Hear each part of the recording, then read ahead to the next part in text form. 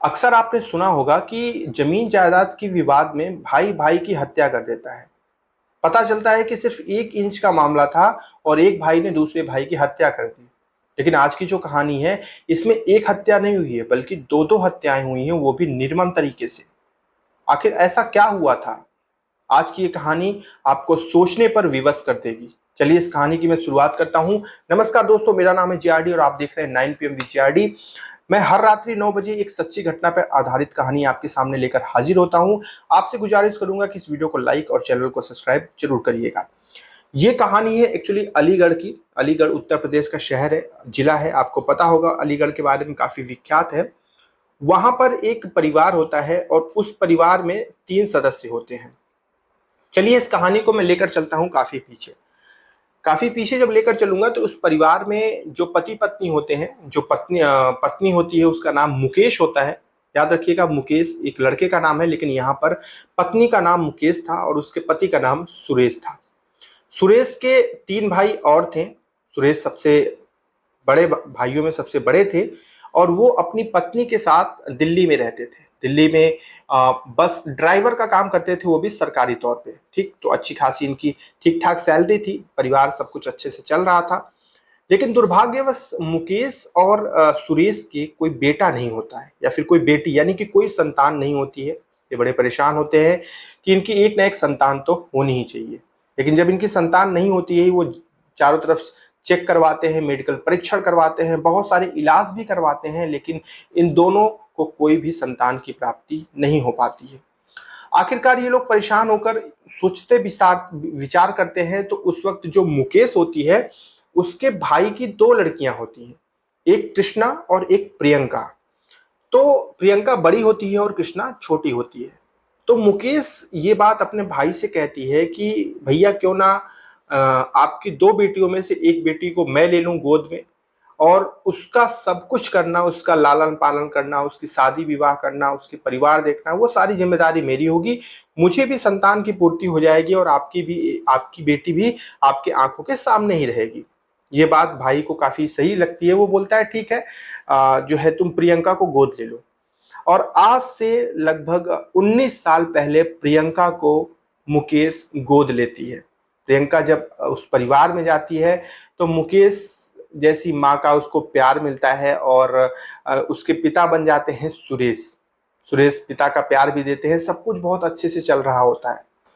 अब सारी चीजें तो सही चल रही होती हैं। इस दौरान आज से 8 साल पहले एक छोटी सी पार्टी का आयोजन होता है। वो भी होता है मुकेश के घर पे, यानी कि मुकेश के यहाँ एक आयोजन होता है जिसमें परिवार के सारे लोग पहुंचते हैं। और उस दौरान वहां पर जो सुरेश के छोटे भाई हैं सारे, वो पहुंचते हैं, उनके बच्चे पहुंचते हैं, सब लोग पहुंचते हैं। तो ऐसे ही हंसी मजाक चल रहा होता है। तो उस दौरान जो सुरेश का एक भतीजा होता है जिसका नाम होता है मोना, वो अपनी बड़ी मम्मी यानी मुकेश से ये बात कहता है कि बड़ी मम्मी एक बात बताइए, प्रियंका आपकी बिटिया है, आपने उसको गोद ले रखा है, सगी बिटिया तो है नहीं। एक समय बाद आप प्रियंका की शादी कर देंगी, शादी के बाद ये चली जाएगी, फिर आपका कोई लड़का है नहीं। आपकी जमीन जो जायदाद जो घर पे अलीगढ़ में पड़ा हुआ है, वो सारी चीजें आप किसको देंगी? तो उस वक्त मुकेश कहती है कि देखो, जो मेरी सेवा करेगा मैं तो उसे ही दूंगी, और प्रियंका मेरी सेवा करेगी, प्रियंका की शादी हो जाएगी तो क्या हुआ, ये फिर भी मेरी सेवा करेगी और यही मेरी संतान है, इसलिए जो जमीन जायदाद है वो सब मैं प्रियंका को दूंगी। ये बात जब मोना सुनता है तो वो गुस्सा हो जाता है। वो कहता है कि जमीन जायदाद तो हमें ही चाहिए, क्योंकि वो आपकी, पहली बात की, गोद ली हुई बिटिया है, ओरिजिनल बिटिया नहीं है। दूसरी बात की उसकी शादी हो जाएगी तो वो अपने ससुराल चली जाएगी, उससे कोई मतलब नहीं है। इसलिए जो जमीन जायदाद है वो तो मुझे ही चाहिए। अगर आप नहीं देंगे तो याद रखिएगा, बोरे में भरकर जाएंगी आप। ये 8 साल पहले मोना चेतावनी दे देता है मुकेश को और सतीश को। ये जब मुकेश को और सुरेश को, माफ करिएगा, इन दोनों को जब वो चेतावनी देता है तो उस वक्त वहां पर जितने लोग उपस्थित होते हैं वो इसको मजाक में ले लेते हैं, कहते हैं अरे ऐसे ही मजाक में बोल रहा होगा। लेकिन ये बात मुकेश को लग जाती है। मुकेश अंदर से सोचने लगती है कि उसने ऐसा क्यों बोला, अंदर से डरती भी है। और इस दौरान वो अपने पति सुरेश से कहती है कि अब मैं अलीगढ़ ज्यादा नहीं जाया करूंगी, मुझे खतरा है। सुरेश भी समझाता है, कहता है अरे वो ऐसे ही नादान है, बोल दिया होगा, कोई दिक्कत की बात नहीं है, हमारी जो इच्छा होगी हम करेंगे, कोई हमारे हमसे हमारी जमीन जायदाद थोड़ी ना छीन लेगा। लेकिन मुकेश को डर था इस बात का। खैर, उस चीज को बीते 8 साल हो गए थे और 30 अगस्त को दुर्भाग्यवश सुरेश की हार्ट अटैक से मौत हो जाती है। अब जैसे सुरेश की मौत होती है, ये खबर चारों तरफ आग आग की तरफ फैलती है कि हार्ट अटैक से मौत हो गई। ये जैसे ही होता है तो जो मुकेश होती है और प्रियंका, यानी कि माँ और बेटी, ये दोनों चाहते हैं कि वो सुरेश की जो अंतिम संस्कार है वो दिल्ली में ही निपटा लें, क्योंकि वो नहीं जाना चाहते थे अलीगढ़ गांव में। मुकेश को इस चीज का डर था कि कहीं वहां जाएंगे तो कुछ अनहोनी ना हो जाए। लेकिन जो सतीश के छोटे भाई थे, उनका नाम मैं आपको बता दे रहा हूं।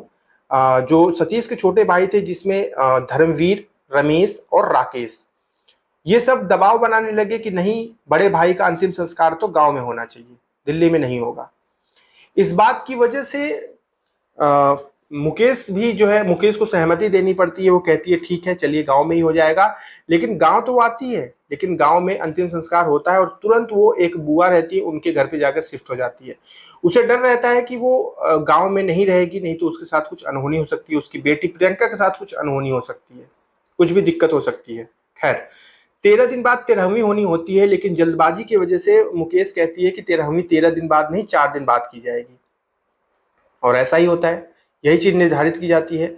4 दिन बाद 13वीं रख दी जाती है और 13वीं का जब दिन होता है, उस दिन मुकेश और उसकी बिटिया प्रियंका वहां पे पहुंचती हैं, उस गांव में। और वहां पर जाने के बाद वो उस घर में जाती हैं जो इनका निजी घर था, जो कि काफी खंडहर बन चुका था।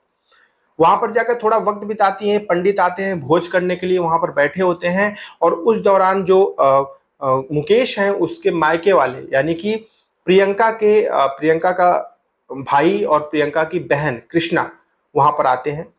वहां पर जैसे ये लोग आते हैं तो इनको भी कुछ डाउट होता है कि कुछ तो दिक्कत चल रही है। माहौल को देखकर जो कृष्णा का भाई होता है, यानी कि प्रियंका का जो भाई होता है बबलू, उसे ऐसा लगता है कि कुछ दिक्कत है। तो वो प्रियंका को कहता है कि एक काम करो, ज्यादा देर यहां मत रुको, तुम सारा काम हो गया है, तुम तुरंत दिल्ली निकल लो, जो बुआ है वो बाद में चली जाएंगी। ये कहकर वो गाड़ी स्टार्ट करता है और इसके बाद बीच में कृष्णा बैठती है और पीछे प्रियंका बैठती है। ये लोग जैसे निकलने वाले होते हैं तब तक मोना आता है और वो प्रियंका को कहता है नीचे उतर। प्रियंका कहती है मैं नहीं उतरूंगी। तो मोना तुरंत उसके बाल पकड़ के उसको खींच देता है और जो है वहीं जमीन पर प्रियंका गिर जाती है बाइक से। जैसे ही गिरती है, बबलू बाइक से उतरता है, बच बचाव करने की कोशिश करता है, लेकिन उसी दौरान जो मोना होता है उसके साथ 3-4 लड़के और होते हैं। और ये 3-4 लड़के सब इसके मोना के चचेरे भाई ही होते हैं, यानी कि सुरेश होते हैं, उनके जो छोटे भाई तीनों होते हैं, उन्हीं के सारे लड़के होते हैं। एक तरीके से देखा जाए तो ये प्रियंका के भाई ही थे। तो ये सब जो है वहां पे पहुंच जाते हैं और बबलू को पकड़ लेते हैं। और इस दौरान बचती है सिर्फ कृष्णा। वो वहां से जान बचाकर भागती है और भागकर बगल में एक घर होता है, वहीं पर जाकर छिप जाती है। और इसके बाद ये लोग प्रियंका को घसीटते हुए, उसके बाल को नोचते हुए, घसीटते हुए उस खंडहर वाले घर में लेकर जाते हैं। और वहां पर जाने के बाद उसको बहुत बुरी तरह से मारते हैं, पीटते हैं। और वहां पर मुकेश जब पहुंचती है, यानी कि प्रियंका की मां पहुंचती है, तो उसे भी पकड़कर उसी बुरी तरीके से मारा जाता है। और उस मारने के दौरान वहां पर सिर्फ ये मोना, धर्मवीर का लड़का, रमेश का लड़का, राकेश का लड़का और खुद धर्मवीर, रमेश और राकेश, ये सब उपस्थित होते हैं। ये सब मिलकर वहां पर इन दोनों, यानी कि माँ और बेटी को बहुत बुरी तरह से मारते हैं और पिस्टल निकालकर इनको गोली मार देते हैं। एक निर्मम हत्या करते हैं माँ और बेटी की। और बबलू को भी पकड़ लेते हैं और बबलू को भी गोली मारने के लिए पिस्टल तानते हैं, लेकिन पिस्टल नहीं चलती है, जिसकी वजह से बबलू अपनी जान बचाकर वहां से किसी तरफ फरार हो जाता है, भाग जाता है, उसकी जान बच जाती है।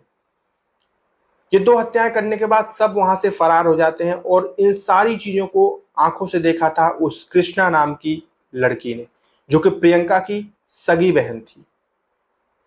इसके बाद पुलिस जो है आती है और कृष्णा वो सारे वाक्यांश बताती है जो उसने आंखों से अपने देखा। एक जमीन के चलते, जायदाद के चलते माँ और बेटी की इतनी निर्मम हत्या की गई, ये बहुत निंदनीय है। इधर मुकेश के मायके वाले, यानी कि मुकेश के भाई और उसकी भौजाई यानी कि प्रियंका के सगे माँ बाप वो इस चीज को कहने लगे कि हमें जमीन जायदाद नहीं चाहिए, सरकार सब अपने पास रख ले, बस हमें न्याय चाहिए। ये ऐसी चीजें सोचने पे बड़ा विवश कर देती हैं। जहां तक कि मुकेश को आशंका थी इस बात की कि उसके साथ अनहोनी हो सकती है, और जो आशंका थी वही हुआ, जिस चीज का डर था वही हुआ। ये कहानी सोचने पर विवश कर देती है कि जमीन जायदाद के चक्कर में लोग अपनी मानवीय जुड़ाव को भूल जाते हैं, अपनी अपनी जो है खुद की स्मृति को खो देते हैं। एक राक्षस उनके अंदर जन्म ले लेता है, जो जैसा वो राक्षस उनको बोलता है वो वैसा ही करते हैं। क्या ऐसा करने से उनको जमीन जायदाद अब मिल जाएगी? नहीं मिलेगी, बल्कि वो एक आरोपी बन चुके हैं, और आरोप सिद्ध होने के बाद उन्हें सजा भी मिलेगी। ऐसी चीजें सोचने पर विवश कर देती हैं। 8 साल पहले मोना नाम के लड़के ने, जिसे मुख्य आरोपी माना जा रहा है, ये बात बोला था कि अगर प्रॉपर्टी नहीं दी तो बोरे में भरकर जाओगे, और 8 साल बाद उसने इस चीज को अंजाम भी दे दिया। बहुत सोचने वाली बात है। खैर, यही थी आज की कहानी। अगली वीडियो में कल रात्रि 9 बजे हम मिलेंगे आपसे एक सच्ची घटना पर आधारित कहानी लेकर। तब तक जो भी आपके सवाल हो या फिर कुछ भी आप कहना चाहते हैं इस वीडियो में के माध्यम से, आप मुझे कमेंट में जाकर हमसे जरूर बोलिएगा। मैं मिलूंगा कल रात्रि 9 बजे। अपना ध्यान रखिएगा, जहां पे भी रहिए सावधान और सुरक्षित रहिए। जय हिंद।